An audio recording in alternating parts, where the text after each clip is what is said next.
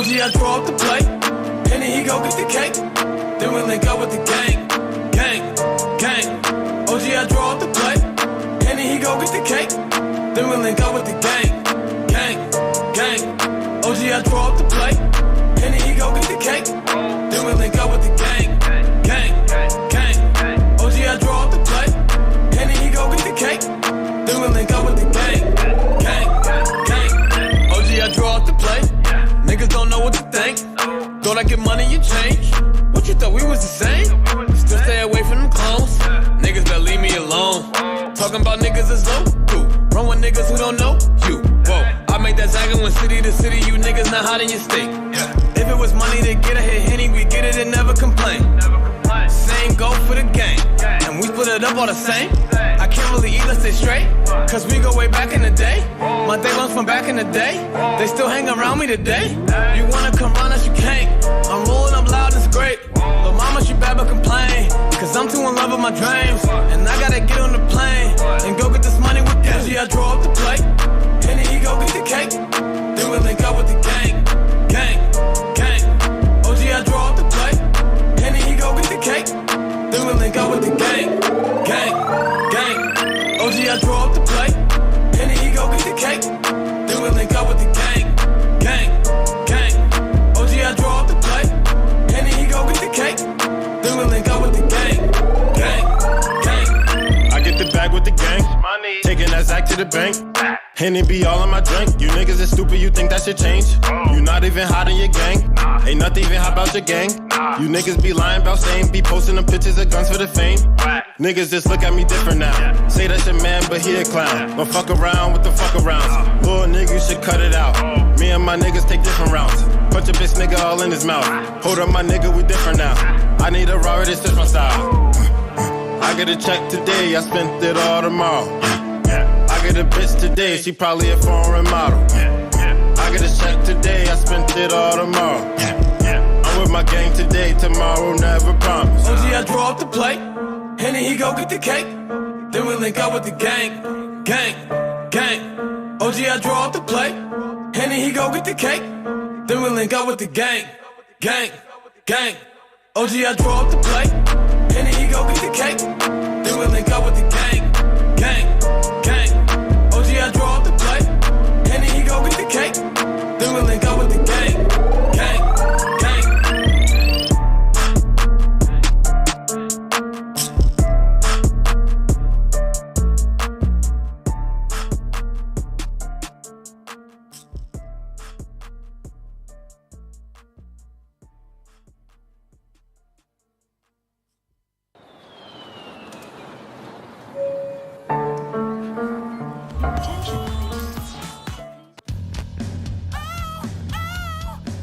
I think I'm cute. I know I'm sexy. I've got the look that drives the girls while I got the moves that really move them. I send chills up and down their spines. I'm just a sexy boy. Are y'all ready to go? Tonight, we have got another deconversion story lined up for you. Who knows? Maybe it's your turn to stop being a goddamn believer. I make them hot. I make them shiver. Theists get weak whenever I'm around. They see me walk. They hear me talk.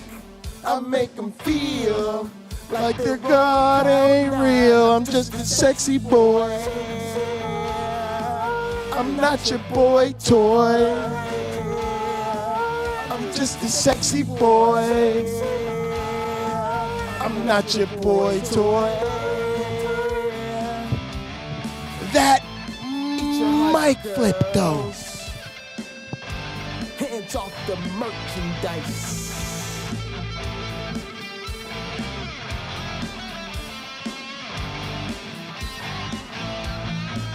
I'm just a sexy boy. I'm not your boy toy. I'm just a sexy boy. I'm not your boy toy. I'm just a sexy boy. I'm not your boy toy. I'm just a sexy boy. I'm not your boy toy. I'm just a sexy boy. I'm not your boy toy.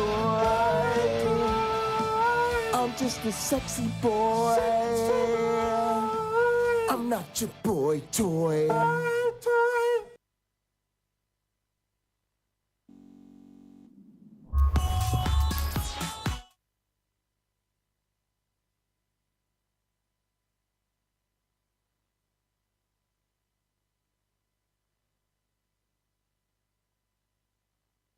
Welcome everybody to another edition of the Pocket Locker Podcast. I am your host with the most, all the way from the East Coast. And as always, folks, I am in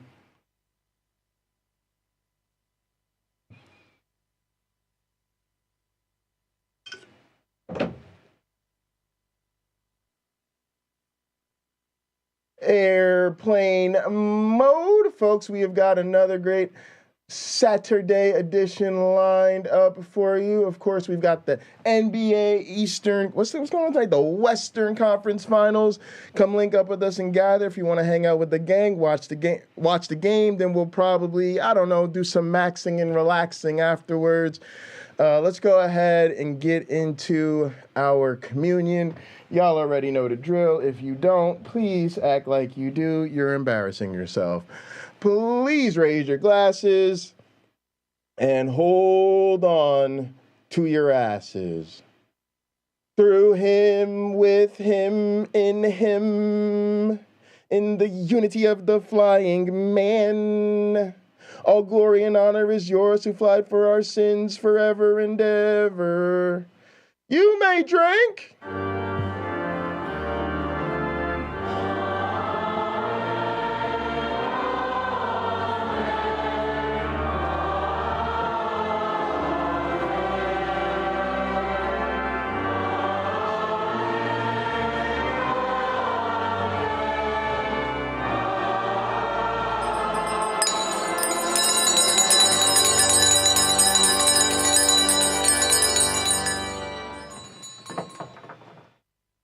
All right, and now for our communion song. Our first one comes to us from OG Roddy. It's called Stunt 102. Definitely smoking. Whoa. Ready for takeoff?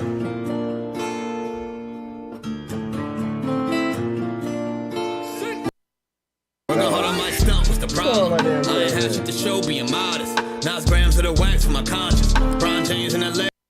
Y'all not playing this in sound check and don't do that at all. Still moving with the And then I go live and act stupid. John on them jets cause you wildin'. Cause on the island, moment of silence. All right, we're gonna switch it up. Here we go. Thank you for being again. Annoying my shit. All right, YouTube Punk was first. Traveling down the road and back again. Your heart is true. You're a pal and a confidant. I'm not ashamed to say. Alina was second. I hope it always will stay this way. My hat is off. Won't you stand up and take a bow?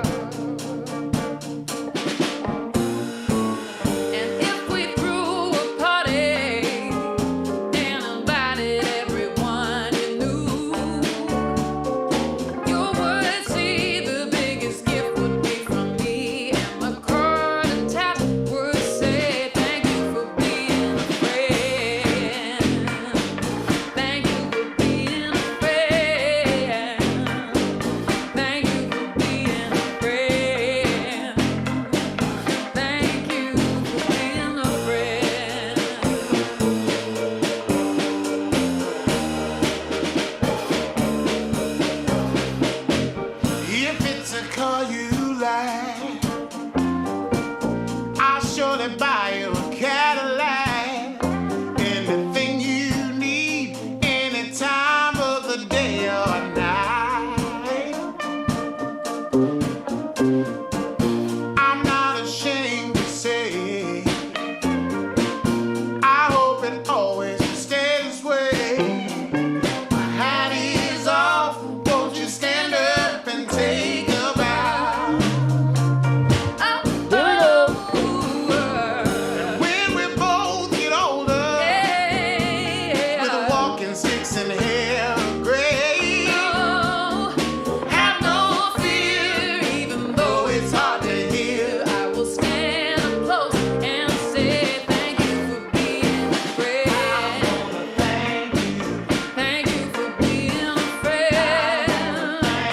Oh, thank you for being a friend. Thank you for being a friend. I wanna tell you about a friend. Thank you for being a friend. Thank you for being a friend. Thank you for being a friend. And when we die and float away into the stars, the Milky Way. You hear me call as we ascend. I'll say your name, then once again, thank you. Yeah, I think they're playing. They've got a guitar in the track.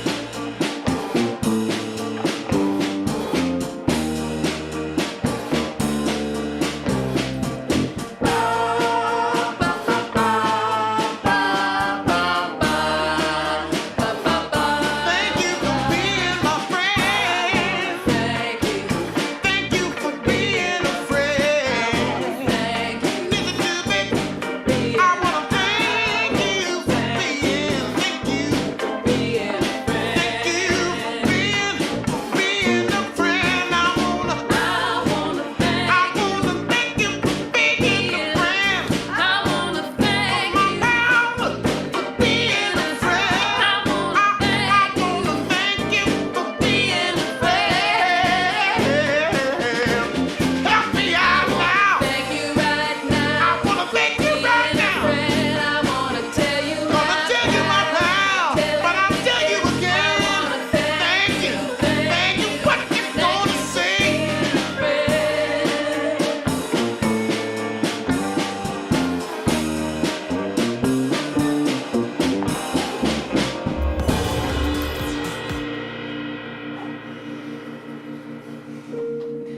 All right, gang. Y'all already know what it is, man. It's Saturday. Had a bunch of running around to do. Then I was like, look, we need to get a show in before it is game time. And then I was like, look, fuck it, y'all. Sometimes when you do your best work, when you don't think about it, you stay in the groove. What do you do today? You do what you do best. And gang, what the fuck do we do best? I am the goddamn United States champion of word wrestling entertainment, and I am here to fucking deliver you from that fucking awful dictatorship known as Christianity. Hashtag fascism sucks. All right, so look, we just gonna keep it simple. We gonna keep it regular. We gonna do what we do. We're gonna hear up somebody giving us their deconversion story. Oh my God, thank you fucking Myron. Yet another one saved from spending the rest of their life up in this Christian bullshit. All right, so let's just go ahead and jump on into it and see what she's talking about. This is a case study of deconversion from Sara Martin. Go ahead, y'all. Look, subscribe to the channel. How do you sell? I don't know. It popped up on my feed. Sara Martin, boom. Do the things, like the things, share the things, subscribe to the thing. I'm tired of acting like y'all don't know how to use YouTube. Let's go. Just God take is off my on life. this shit. He's given me life that people outside of him can't understand. He's changed me, what I like, what I want, how I think, what I want to be, and what I want to do with my life. Pause the tape. DJ, bring it back. Do you hear it, gang? Do you hear the Christianese? Do you hear the Christianese? Do you hear the weirdo Christian talk? Yes, you used to talk like that. Yes, I used to talk like that. And thank the God that does not exist, that God does not exist, so that we don't have to talk like that any fucking longer. That's all up in my man Seth's thing. Christianity used to make me talk like an idiot. I want to serve him because he gave everything for me. Oh my goodness, gross. There's nothing else I want to do with my life, and nothing else that I is feel worthwhile everything I've eaten the last 3 except days to coming up. serve him. Bitch, is that from I your wrote Jesus those diary? words Yeah, at that's the gotta age hurt. of 17. That's gotta sting. And meant Yeah, I've been every there. word of them. Been Never there. could I have imagined Been there. back then that someday I would ever reach a point Preach where I on it. would no longer consider myself to be a follower of Jesus. How is it possible that How someone is who it possible just for me? Just for me. That's what Christianity's all about, man. Jesus came and did it just for me. And so you literally are groomed, no pun intended.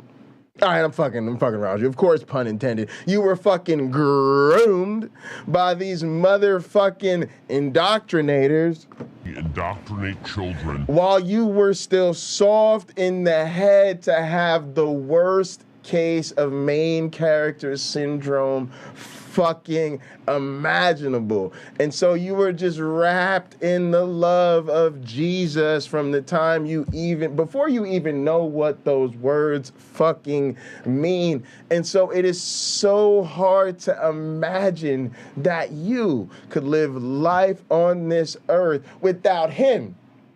Amen, hallelujah. I said without him. Some of y'all don't know what I'm talking about because you ain't really lived that Christian life before. I am talking about you cannot see you without him at the center. Amen, hallelujah. But bitch, you made it like the rest of us. Congratulations, God's not real. Growing up is a part of growing up. built her entire life and identity around her faith. Just walk Sound like away somebody I from it all. know. So in today's video, I want to talk a bit about deconstruction. Deconstruction is basically the process of reevaluating your core beliefs. And for a lot of people, that looks like reevaluating their Christian faith. I'm really aiming to make this video for Christians, people of faith, who still very much would call themselves Christians, followers of Jesus, who might not understand what deconstruction is, maybe have heard of it but don't quite understand what it is, and just want to know more. My hope is to shed some light on that. And yes, Christians, I know there are just so many Christians listening to me. The Christians tune in, they're just sitting at YouTube, just fucking waiting for their fucking notification. Where's the next Pocket Locker stream? Where's the next Pocket Locker stream? I mean, Christians are kind of hooked on me like they're hooked on the Bible. It's a little bit weird. But listen, Christians, yes, she's talking to you, dog. Like, let's stop beating around the bush. She's talking to all Christians. Y'all need to deconstruct. Look, your shit isn't true. So look, she's trying to break it down for you. It's gonna be okay. See how she's okay? She's breathing. She's healthy. She's got herself secure. She's looking normal. Just everything cool, right? It's gonna be just the same for you. So yes, we're talking to you. Stop acting like we're talking to other Christians. No, we're talking to you. You need to stop with this Christian foolishness right now. A lot of Christians seem to think Right that people now. who walk away from their faith must not have ever been real Christians to begin Oh, with, but that welcome to the club. is completely false. A lot of people who go through deconstruction were heartfelt, genuine believers, and I'm speaking from personal experience. What I want to do in this video is kind of break down how deconstruction happens by talking about my own story, what it looked like for me, sort of a case study. Couple of quick notes.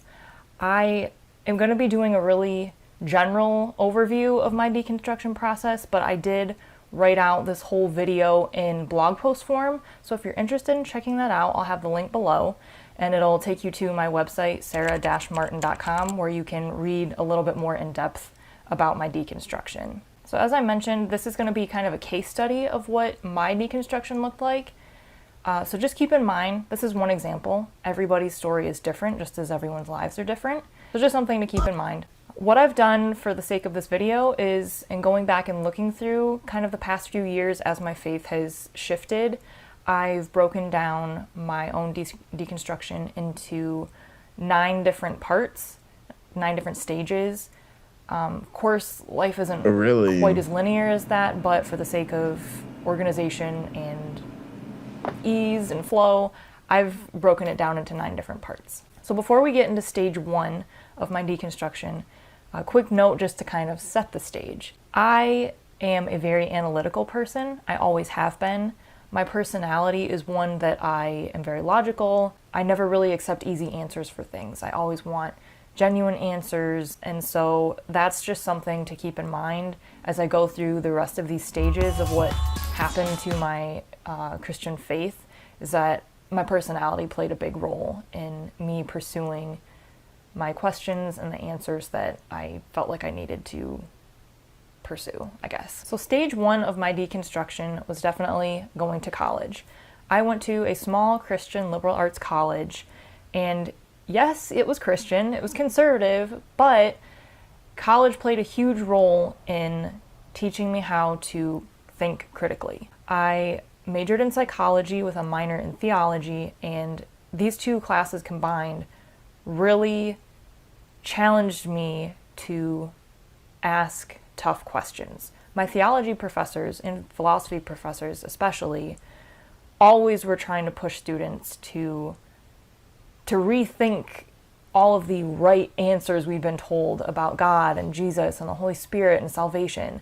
So they were really the ones that pushed me to start looking at things in a different way and to ask, well, why do we believe this? Or why is this doctrine this way? Or what are the other options? What do other Christians believe? So, And a couple of key things that this touches on is, like, college, man. Like, wow, like what do we even say? Like, we don't talk about it enough, but I mean, there really is this cruelty involved in being sent off somewhere, at least what it feels like when you're young, to like learn. And then, you know, of course you're exposed to so many different types of people, so many different ways of thought.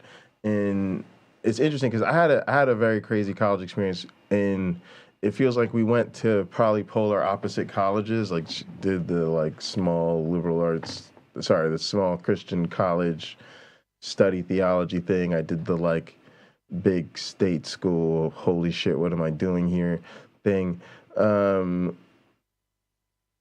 But it's still going to have that same effect, especially because you have, you know, teachers and professors who are hopefully taking up the task of, you know, challenging the way you think and getting you to think critically.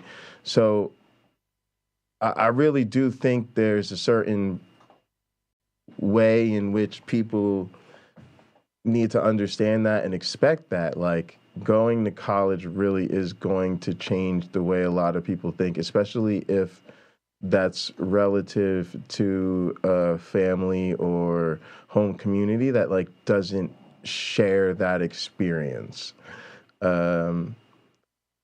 So that's big. Also,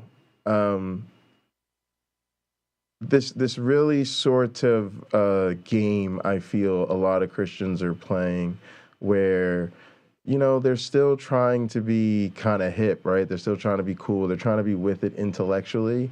They're trying to have their cake and eat it too. And while it's on the surface level commendable to be like, oh yeah, it's good that theology professors are getting people to challenge their conventional ways of thinking and all of that, it really isn't secure. Like, it really just isn't. And the same way she's talking about having to like juggle and like in your head, like your Christian faith and then what you're learning in psychology and then trying to understand the theology and all of this. very much parallels what I was feeling with evolution, where I really was working hard to just juggle all of that intellectually, even though ultimately I was being given the tools to deconstruct. But it is really critical because at this early stage, and I haven't thought this much about the stages and phases of my personal deconstruction, but it is kind of it's too terrifying. It is kind of interesting to think about like how these early experiences kind of creep up on you. Like you just do something so ordinary in your life, like, oh yeah, I'm just go up, Christian kid, cool, go to college, da da da da da, and right, and you have no idea that maybe the seeds of your deconversion are being planted, especially if it doesn't kind of manifest for a long time. Also, y'all, don't forget to use the store to redeem your pocket change. YouTube Punk has mastered the system, but let me drop the link for y'all. Had a huge role in getting me to begin developing critical thinking skills. Stage 2 also happened while I was in college, and that was going to Cambodia. My junior year of college, I spent 3 weeks on a cross-cultural trip to Cambodia. I think traveling outside of your own country in general is a very eye-opening experience. For me, that was definitely the case. It's hard to even summarize everything that I learned in Cambodia, but I think the biggest thing that contributed to my deconstruction, my eventual deconstruction, was learning about Cambodia's genocide during the 1970s. I'm going to include some pictures from my trip. If you do not want to see any of them, you can skip forward to this timestamp, which I'll have on the screen. Girl, we here for Some it. of Let's the go. images are a bit disturbing.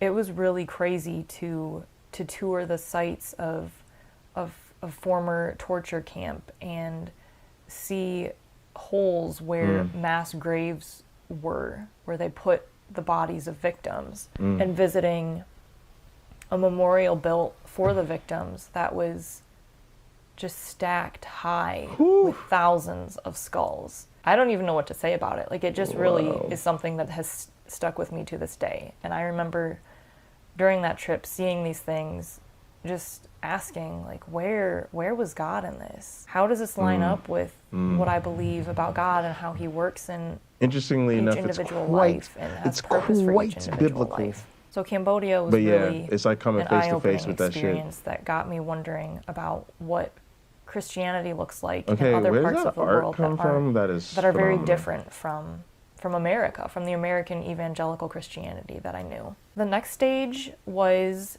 my first job that I got after graduating college. So the first job I got after I graduated was working as a mental health tech at a local psychiatric hospital. And for a lot of reasons, I was convinced that this was the job Jesus wanted me to be in. Felt like he confirmed it, he'd opened doors, he'd made a way for me to get this job, and it seemed like a perfect fit given my degree in psychology. However, when I went in for my first day of training, every fiber of my being felt like this is not a good fit for me. This is not where I should be working. Like, no. I ended up quitting after that first day because I knew it just was not for me at all. And that might not seem like a big deal. Like, okay, you had your first job didn't work out. But for me, it just did not fit in with my understanding of God and how he worked. Like, I had prayed so much over this job.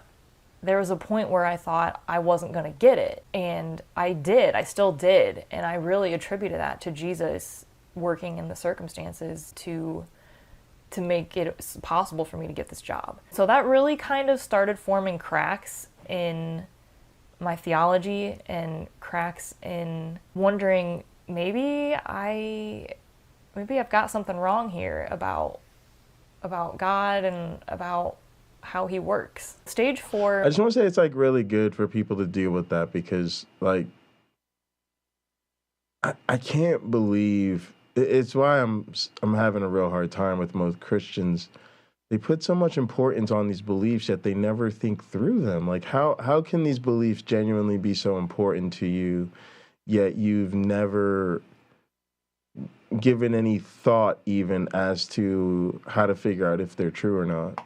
Was my dating relationship unraveling. If you're interested in hearing more about this relationship in particular, I'll have links below where you can check out some of my blog posts about it, or I'll include a link at the top of this video where you can check out other videos that I've made about this relationship.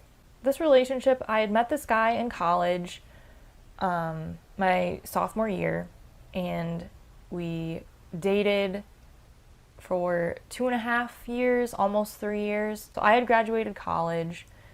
He lived out of state. We hardly ever got to see each other.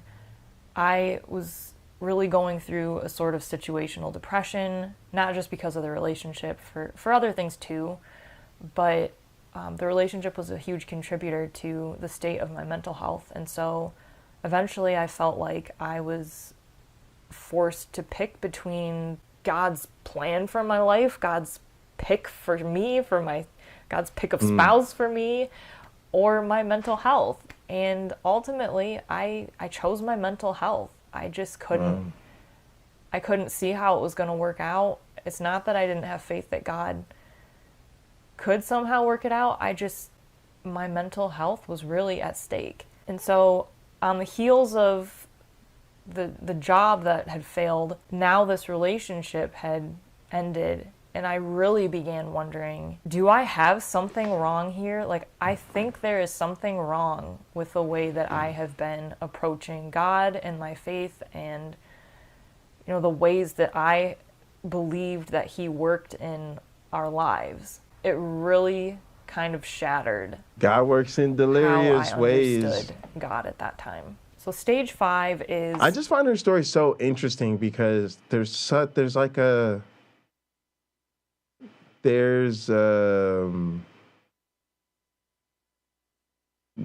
simplicity in her perspective that is actually hella brave, right?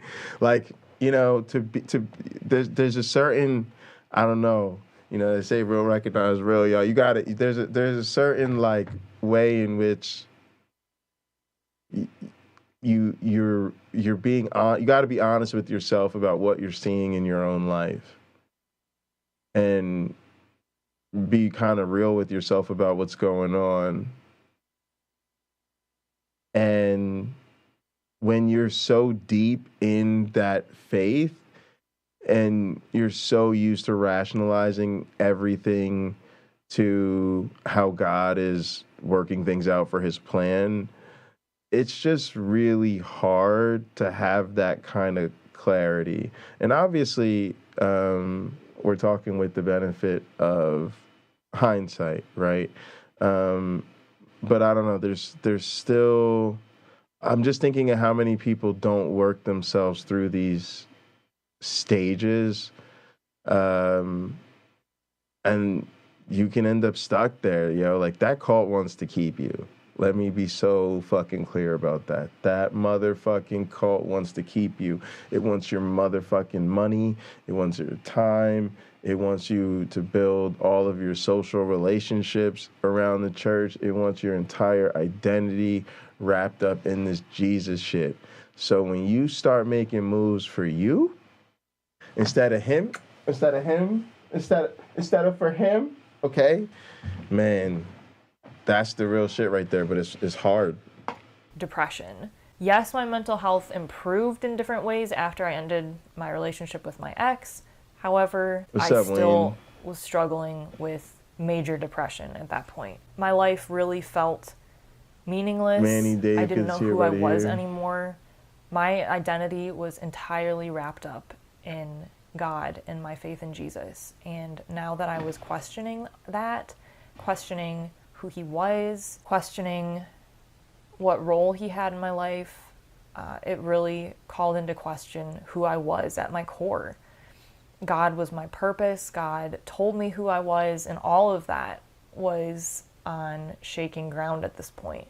And so I was very, very depressed as a result of that. Stage 6 was getting involved with a Christian small group that was made up of people in a similar boat as me who were kind of rethinking just what faith in God looks like and who God is. And it was a really good group to be a part of. I felt like I had a safe space to wrestle with some of the existential questions I was asking at that point and re-examine with other people, like what being a Christian looks like. All right, so damn, y'all. I have to be honest. Even in like our gather thing, like I think we need to get so much more organized because Christians are fucking kicking our ass when it comes to intentional community. Don't forget we have a meeting tomorrow, 9 o'clock. Meeting, having an actual time. Think about it, gang. Just think about it for a second. Think about that one time a week that you are actually scheduled to sit down with your friends and talk about what's going on. Oh, there isn't one. Exactly. So, like, how haphazard are these fucking friendships in your life supposed to be if y'all don't even have ever a scheduled time to sit down? You're literally hoping that you're like, yeah, I think I'll run into them in a stream. Yeah. Which stream? Yeah. One of them. Yeah. When will you see so and so next?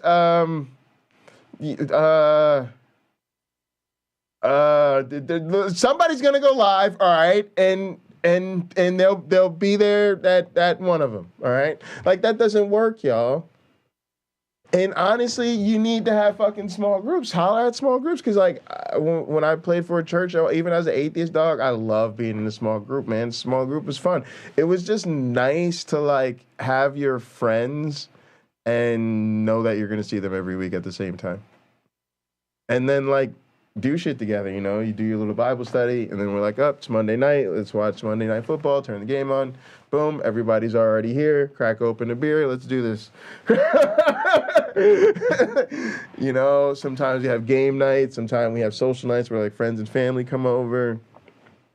And it was really interesting because I really liked it because a bunch of the people in my small group were also in the worship band or on the tech team. And that was really awesome because it felt like we had that time together to actually like socialize and, you know, just hang out and get to know each other and, you know, focus on the relationship that you all have. And it definitely felt like that translated to how much we enjoyed the gig, if that makes any sense. Like it made such a big difference in how much fun it was to rehearse together and play together and the type of chemistry you thought we had on stage. I mean, we genuinely just, people would always talk about the chemistry we had. We're just like, we're friends. We all really like each other. I don't know what to tell you. We actually spend quite a bit of time together. So it just kind of locked in like that. So yeah, that was really dope. But I also remember,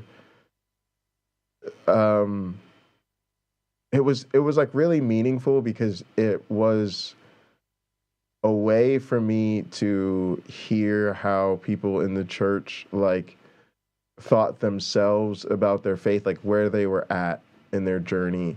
It's actually what made me realize that I never really talked to my family about our faith, because I realized like in a small group in church, you're like actually talking about what's going on. But I realized, of course, I was in such a different place from everybody. So it was just like, oh, you know, it was like, it definitely, I don't know. It's weird. It's like being an outsider. Like I definitely felt like an outsider in terms of the perspective with regard to the faith. And so you can hear people kind of genuinely expressing where they're at, and then you're able to finally, with your adult brain, realize how different of a place you're in. And that's actually really helpful, especially if you can do it with and around people you actually really, really like, because it doesn't have that kind of like combative, like, oh, I think they're terrible people. And so, of course, I I'm not in the same place as them. It was more like, oh, I remember when I thought like that, and I just don't anymore. And you can't anymore. It's almost like you're close enough to be able to really be there. And if there was any way you could muster up whatever it takes to live that life again, you have that opportunity, but you just can't, no matter how much you wish you could, even if just to be in harmony with the people. And what role God has in my life. Being a part of this group helped me start processing some of the cognitive dissonance that I had begun feeling when the first job didn't work out, when the relationship with my ex didn't work out, and even still dealing with depression, as well as really starting to build a more positive self-image, dealing with some of the crap that I still had as far as some of my insecurities and that sort of thing, and really start developing more self-awareness and being in tune with who I am and just different things like that. So the next stage in my deconstruction was meeting my now husband. For as long as I had been a Christian, I had been taught and fully believed that in order to be a real Christian, you needed to be a certain way, you needed to believe certain things, you needed to act certain ways, and your relationship with Jesus needed to look a certain way. Like, it was very particular, and if you didn't meet those criteria, you really weren't a real Christian. However, in meeting my husband, who came from a Catholic background and later shifted to Lutheranism, I started being exposed to other types of Christians that didn't necessarily fit the boxes that I had been told you needed to check. And that was really eye-opening for me. All right, gang, let's touch on that real quick. Exposure to different types of Christianity. This was like a big thing for me growing up, and I didn't realize it. Like, at first when I was growing up, I felt really fortunate, actually. But I was, gang, I don't understand, gang. I was all over the place. Like, my grandfather is a Pentecostal bishop, but growing up my whole life, he was more like the assistant pastor of the church for 25 years. So he was a Pentecostal minister. So they were like speaking in tongues, laying on of hands, visit the sick, all of the literal fucking stuff. Like, it was, wild. But that was like a part of my heart, it's like what I identify with as like my, family's church, Cornerstone Church. And that's where I fell in love with playing the drums and gospel music and the church ladies. And by that I mean like the church mothers, like the older ladies in the church, because they're always so sweet and nice to you, right? And they like watch my mom grow up, and then they watch me grow up, and they like know my whole family. I was always treated so well in that place. Even now, I never want to quite let go of Cornerstone. It's really weird that my grandfather's church, even though I want my grandfather to stop preaching like more than anything ever, it's hard for me to let go of that church too. But then I went to Catholic school, and I was very serious about theology, like way more serious about theology than the most of the kids I went to school with. I always kind of thought, as like a preacher's grandkid, if like you don't do really well in theology, that's lightweight embarrassing. So I was always pretty serious about theology. But then ironically, that put me at a very like an intellectual distance from my grandparents, right? Because their faith is very charismatic, very it's weird. Like they did go to school. They went to like I showed you guys that one point. They went to Eastern Bible College. It's like a Pentecostal version of Kent Hovind's fucking school or whatever. I don't know. It's just one of them weird fucked up ass fundy Bible colleges. So that was that. And then my dad went to a Methodist church. So an African Methodist church, like AME. So that was a whole different thing. Although that was really influential on me too, because all those type pastors, especially in that area of New Jersey where he was when I was growing up, they're all like political figures. And the role of like being a pastor and being seen as like a kind of like a community builder and the politically active person, and you know, having to get involved with the schools and everything was like definitely came out of that AME tradition. Like those fucking people are about that shit. So that was a heavy influence in terms of like, and the funny thing is, I don't see them as religious. I don't even think my dad's religious at all. Like, I don't treat my dad like a Christian. I would tell my dad to his face, like, you're not a Christian. Like, don't. You're just... and good on you, you know, for not taking the... But it's like they don't take the religion part seriously, but they take the, like, being good black people seriously, and you're supposed to, like, be somewhere on Sunday morning. Some people don't know what that means, but it just means that, like, the assumption in the black community, unfortunately, is that so much of our civic story is centered in the church as a community hub.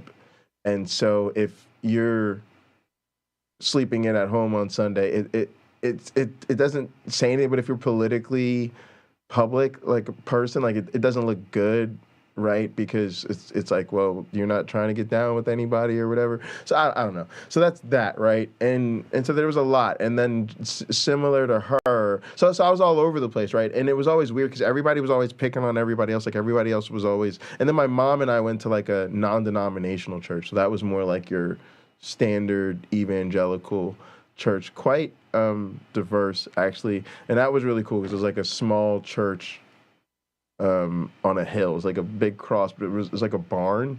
It used to be a barn where people could go and like ride horses and stuff, and they converted it to a church. So it felt real Nazareth, y'all. Like you had to clear out the stalls for choir practice on some real nativity type shit. But then that pastor ended up being a corrupt asshole, building a school that nobody needed, scamming a bunch of money off the top, and then going to prison for 10 years, I think. But yeah, like, it gives you a foundation in seeing and in some ways taking seriously all of the different traditions, which to me, like growing up, like I didn't give a fuck. Everybody's a Christian. If you came up to me, you're like, I'm Seventh-day Adventist, I'm Mormon, I'm fucking Jehovah's Witness, but like, you believe in Jesus, cool, we're good to go. Like, I don't know what you want me to tell you. But yeah, you definitely, when you put your critical lens on, that sort of wide openness is right there for you, and it's thoroughly unsatisfying when you realize how much conflict is really behind all that. And that even though Christians make nice, they're really papering over a great degree of tension. Christianity doesn't have to look a certain way, but the evangelicalism that I had come from made it seem hey, like hippie smiles. You had to fit their definition or else you weren't really What's up, in AR? the club. Another thing that really shifted for me in meeting my husband, while we were dating, I was faced headfirst with reevaluating how I was going to date, what our relationship was going to look like. Because I knew from my past relationship that there was a whole lot that didn't work out, Yeah, exactly. And I did not want to repeat that again. I knew dating needed to look different. I couldn't go through and live by the same rules that evangelical Christianity had taught me. So it was while dating my husband that I really, really did some soul searching and re-examining what I believed about Christianity and sexuality, what the Bible says about sexuality, what authority it should have, just all of those sorts of questions. I discovered that a lot of views that I had held before were unhealthy and pretty negative, honestly. Moving on. Yeah, and Christianity is just a form of sexual and psychological abuse. I don't know quite what the proper categorization would be, but to me it's quite clear that Christianity just gives people unhealthy attitudes about sex with others and an unhealthy sexual image themselves. And again, they do the bullshit ass gaslighting about how they celebrate sex and da-da-da-da-da. And all that's really supposed to be, gang, all that's supposed to be is rubbing it in your fucking face like, no, you fucking heathen, your sex is bad and fucking sinful and dirty, okay? And my sex, which God has endorsed because it's with my wife. Oh, when we get freaky deaky in the sheets, oh no, that's just a blessed good time, amen, hallelujah, woohoo, baby, yeah, no, we do it so good. It's gross. It's just gross and horrific. But yeah, like, it's not you. Like, I think anybody that really grew up a sincere Christian probably has sexual hangups as a result. If you didn't, that would be weird to me. What do we do about it, y'all? I don't know. Just try to splooge all over yourselves as much as you can and consensually splooge with others, and we'll take it from there. On to stage 8, I was really in the middle of intense deconstruction at this point. I no longer felt safe asking the sorts of questions that I had progressed to asking in my Christian small group I was a part of. I felt like I was just thinking about things and asking questions that almost felt too heretical to bring up to this group. And so thankfully I was able to find a life coach online that became my new safe space to really start deconstructing. And it was in working with this life coach that I first heard the term deconstruction and knew, wow, okay, this is what I'm going through. There is a name for what I'm going through, and I'm not alone. I'm not crazy. There are other people who go through this, and it's okay. Like, it's normal to go through this kind of stuff. Yeah, so that's the thing, gang. And that's kind of what brings us to the dance, one of the sort of pivotal things in my life was like, that background I had sort of as, studying to be a dating coach was really all about using social dynamics to help people. And it was just like, that's the thing people think of, but you're really in it to be a consultant to help people. Mostly for me, it was like organizational, like you're working with businesses and you're working with nonprofits and different types of organizations. But then, you're like, oh yeah, this is what people think of when they think of social dynamics. But anyway, like, for me, like after I deconstructed and got to actually help people deconstruct and provide resources for them, like, oh my goodness, I cannot describe how satisfying that is. Exactly what she's talking about, to like be the person to let someone know that there's this deconstructing process and this thing called deconversion, and lots of people are doing it. Everybody's doing it. It's fun.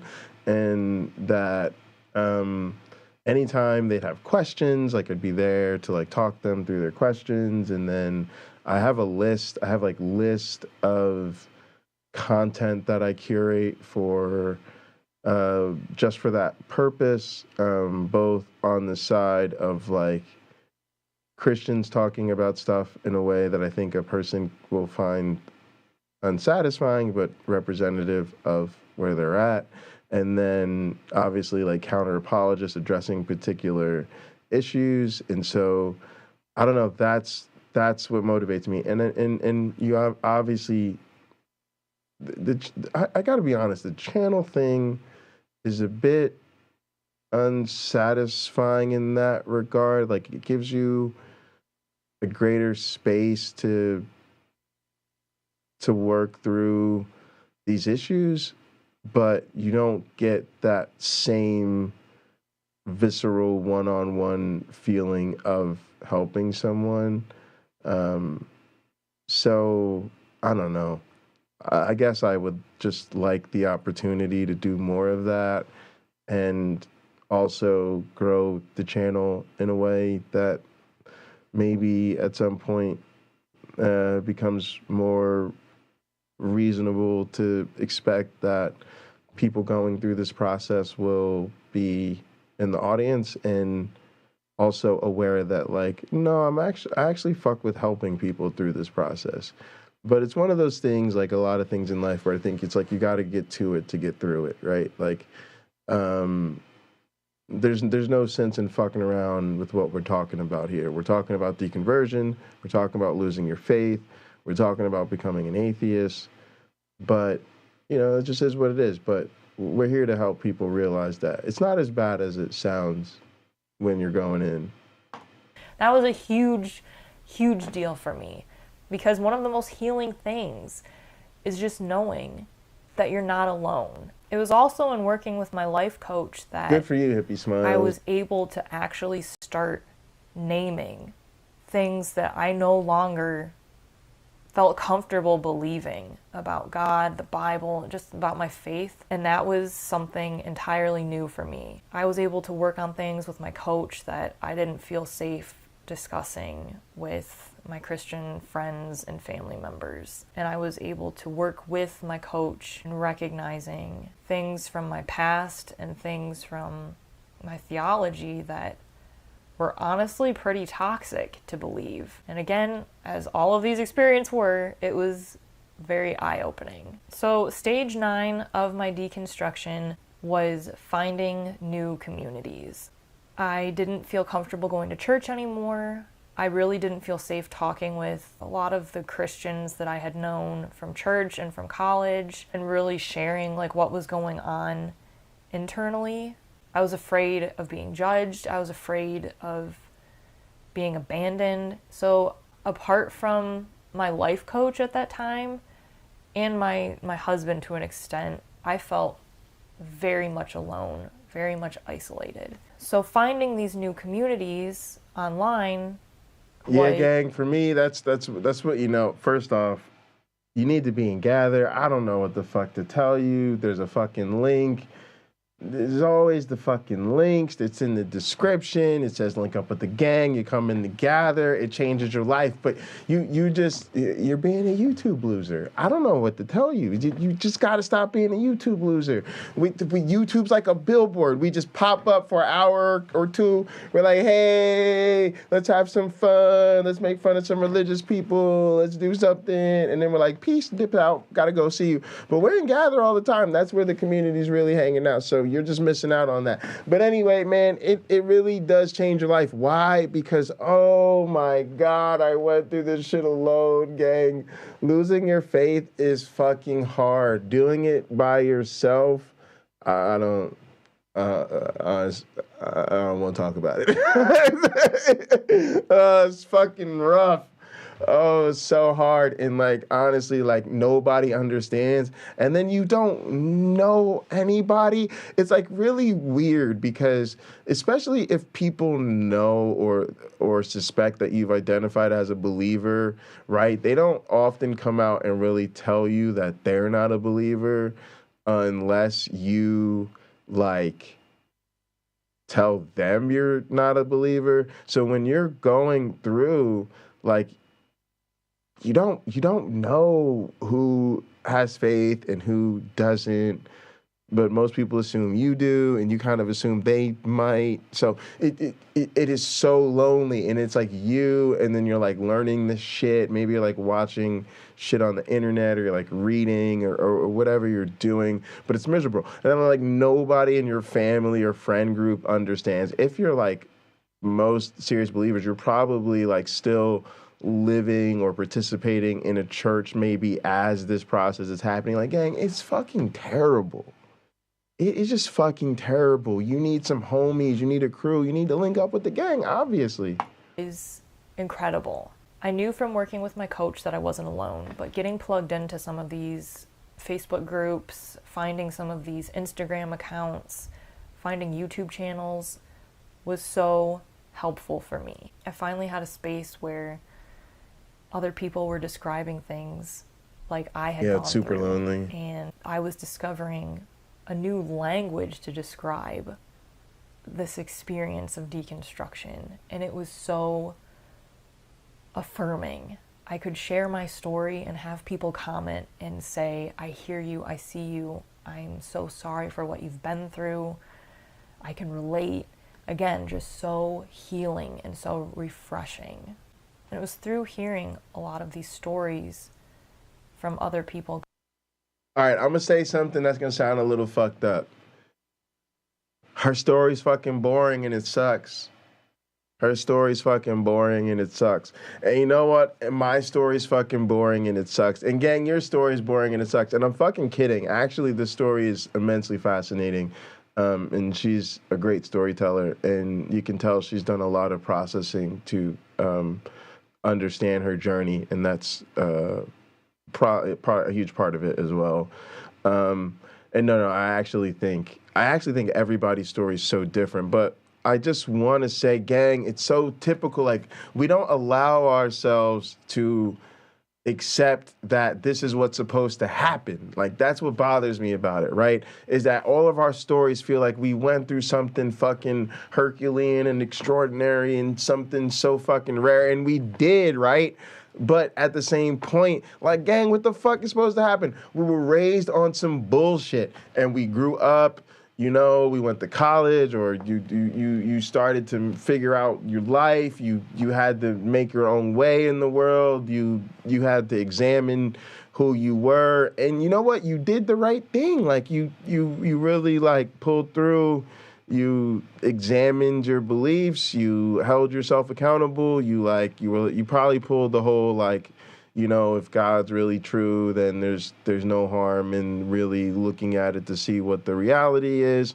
You know what I mean? And that should be normal. Like, I remember when I was the president of the National Organization for the Reform of Marijuana Laws. It's called NORML, right? NORML. Like, the whole motto was, it's normal to smoke pot, right? So it was that same type of deal where, you know, it's the same thing. Like, when you're smoking, like, you feel so paranoid and you feel weird, and like, why do you have to fucking smoke weed? It's fucking, you know, wouldn't life be so much easier without worrying if you were gonna get arrested for smoking with your friends after school every day, or whatever the fuck it is. But yeah.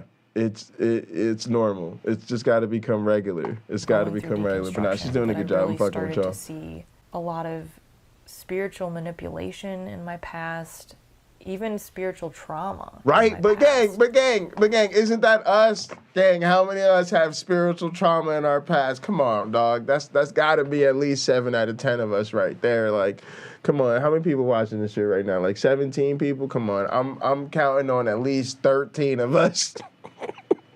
Have this in our story. We just need to be there for each other, y'all. Like, we're not weird, goddammit. All right? We're not weird, all right? Those other motherfuckers are weird, all right? The motherfuckers who believe Jesus died for our sins and he's coming back, they're the weird ones, all right? And to be able to process that has been a really important step in finding resolution with my past. And so, in moving through all of these different stages, I'm currently at a point where I no longer consider myself to be a Christian. And I hope in breaking down what it took to get from point A to this point, that you can maybe start to see how it progressed, why it happened. Again, my story is just one example, but I hope that when you hear of other people who are no longer Christians, that you will remember maybe this video and just remind yourself, like, I may not understand how they could walk away from their faith like that, but I do know that there is probably a story there that I don't know. And I hope my story also demonstrates that deconstruction isn't something that happens overnight. For most people, I'd say it happens gradually over months, years, for some people even decades. It's not just something where you wake up one morning and go, oh, you know, I really don't want to follow Jesus anymore. For me, it was a process of really 4 to 5 years, from, you know, being in college to working with my life coach and really getting a part of getting into these new online spaces of people who have left evangelicalism and are deconstructing. If there's anything I want to reiterate as I wrap up this video, it's that everyone has a story. Everyone has a unique journey that's taken them from whatever faith they started with to where they are now. And oftentimes, it's not because we chose to go through this, it's just because what we believed stopped aligning with what we were experiencing and what our reality turned out to be. And so often people who deconstruct their faith are left with a choice between either pretending everything is okay and kind of living a lie, or really delving into the tough questions. And there's no guarantee of where you'll end up when you go through that. For some people do stay Christians and they come out stronger, somehow better in their faith for it, and other people, you know, become agnostic or atheist, or they don't know where they are and what they believe. And that's really where I'm at. I don't have a specific set of beliefs that I've come away with. I just know that I have been true to myself in the process, and that's all I can ask for. The kindest thing you can do for someone who is reevaluating their faith and potentially facing deconstruction or is going through it currently is to just listen to their story. You don't have to fully understand it. You don't have to fully, you know, relate to it. But the kindest thing that you can do is to just listen and affirm that that person's experience and that person's life is valid. What they've gone through is real, and the questions they're asking are important and a natural byproduct of what they've been through. So please just be a compassionate listening ear for them and affirm who they are and what they're going through. They will appreciate it more than you know. I hope this video has been helpful. If you have any questions about my own story or about deconstruction, feel free to leave a comment below or send me a message. I'd be happy to dialogue more about deconstruction, since it's been a huge part of my life and has changed everything for me. I'll link some deconstruction resources below if you are interested in learning more about that. That is it from me. Thank you so much for watching this video, and please go out and make the world a kinder place. Thanks.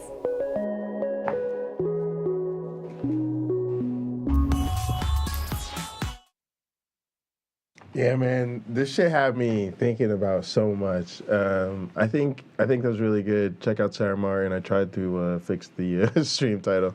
I misspelled her name. There's no H. It's Sara without an H. S-R. Listen to me. It's S-A-R-A Martin. All right, now, gang, man, these streams just flow like water for me because it's just so relatable. There was so much about her story that I just thought was so powerful. It's like, man, none of us choose this life, man.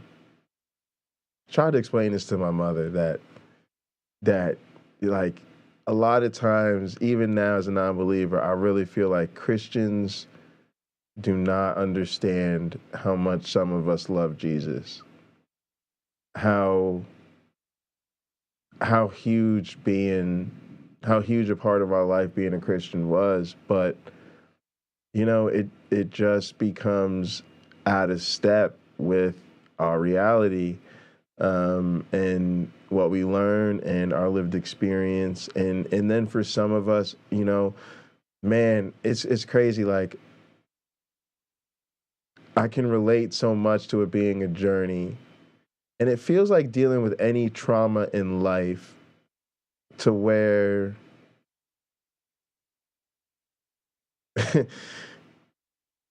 um there are certain things you go through in life that you feel like you'll never get over, you'll never get past. There's such deeply traumatic experiences that it almost feels like they define you.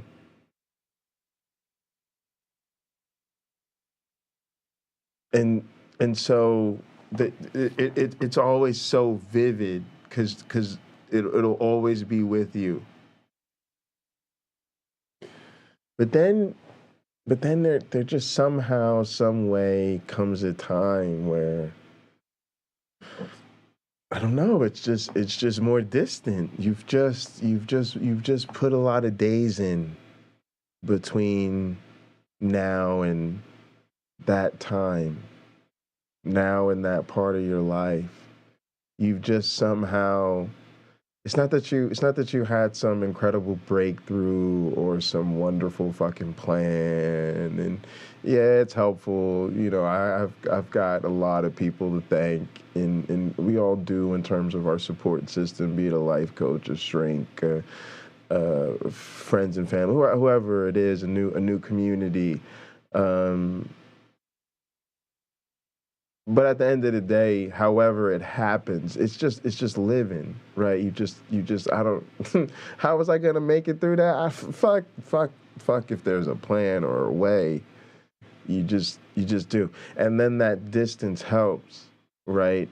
And so for me, it's so weird, because I remember actually now having it happen where I've been invited on people's stream to talk about my deconversion experience, y'all. Think about that shit. You know what I'm saying? Like, we're still a small channel. We still just getting our feet wet out here, but like, you know what I'm saying? Think about, you start a channel because you're, trying to make a little content, connect with the, little community of other people who've deconverted, and some other content creators like, man, come on, man, what's up, man? Tell us your story. Tell us about your deconversion. And you're actually like,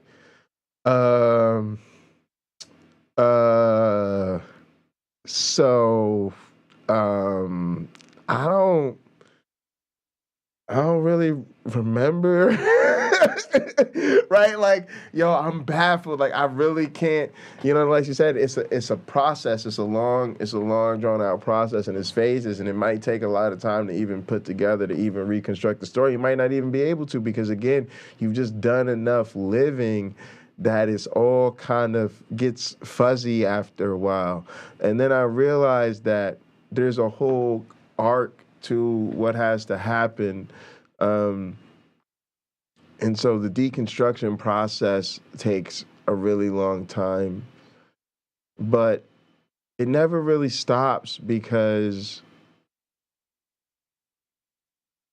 you end up needing to reconstruct.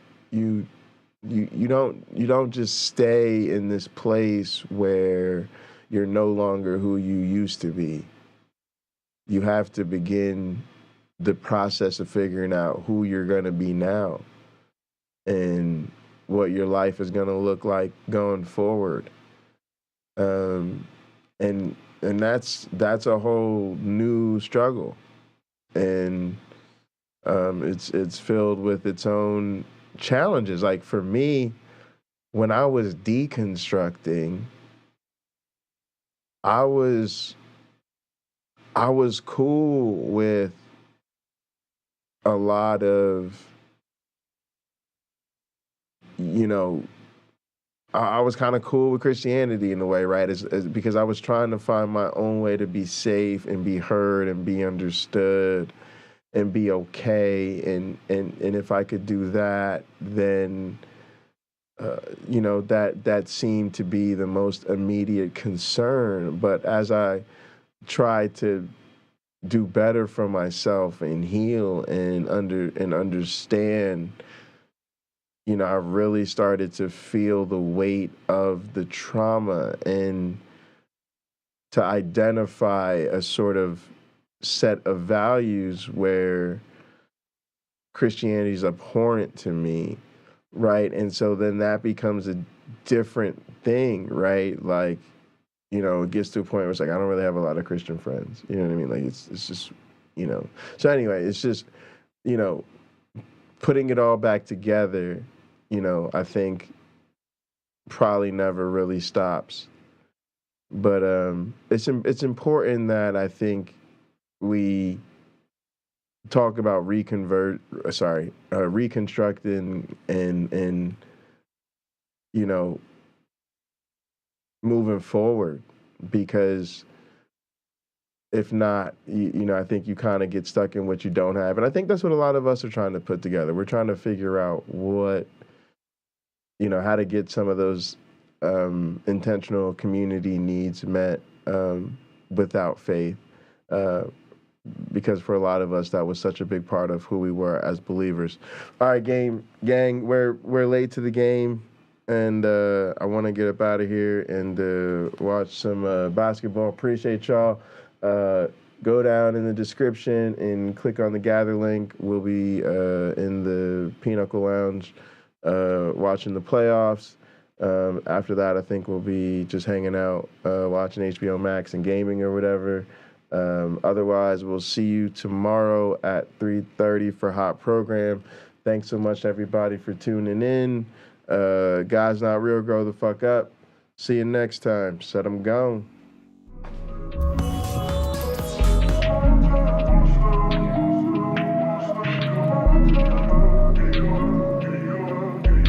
Zach, why she wanna leave me alone? Saying all I do is wrong. No rights when they been left turns. Playing that she gotta let it burn. Saying that the hell's not a home. Sunshine cause you heard it all before. Sometimes she don't wanna be alone. Most times she don't want me gone. She don't know I try my all. She don't know I sprung in the sun, but I'm going in the winter, so we good to the fall. Remember how I told you I get it and I win. Now I got it, you ain't answer my call. Wonder if I've been moving too strong. Maybe I just been moving too balls. Really hate when the feeling get lost. Nowadays she just dodge my calls. In the game throwing laws like Paul. Young legend Miss John like Wall. And I wish you never met like Carl. Dick game lay it down like law. Made plans but you canceled them all. I was just trying to splurge in the mall. Now I'm home stacking bread till you call. It's time to roll. She tryna slide. We smoking Zah. Stop back and shine. Cause you a demon when I get between your thighs, girl. You like my rib, you know I need you by my side, girl. It's time to roll. She tryna ride. We smoking. Stop back and shine.